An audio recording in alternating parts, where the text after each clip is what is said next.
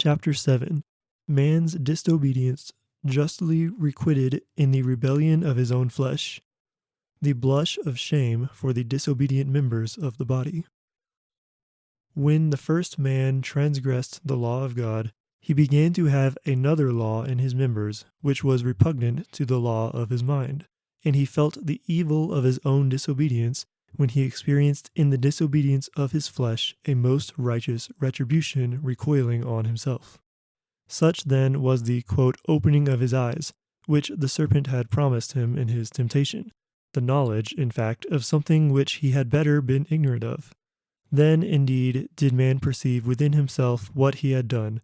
Then did he distinguish evil from good, not by avoiding it, but by enduring it.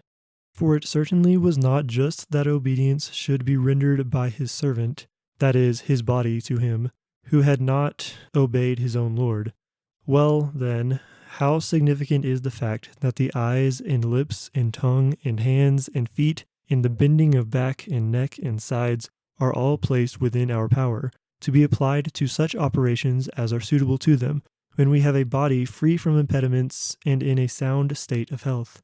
But when it must come to man's great function of the procreation of children, the members which were expressly created for this purpose will not obey the direction of the will, but lust has to be waited for and to set those members in motion, as if it had legal right over them.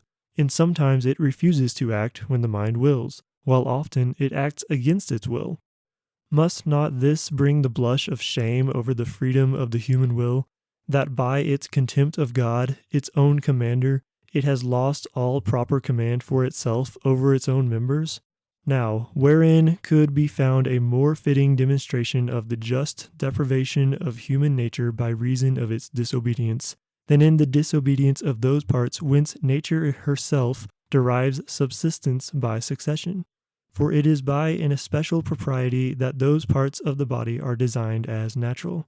This then was the reason why the first human pair, on experiencing in the flesh that motion which was indecent because disobedient, and on feeling the shame of their nakedness, covered these offending members with fig leaves, in order that, at the very least, by the will of the ashamed offenders, a veil might be thrown over that which was put into motion without the will of those who wished it.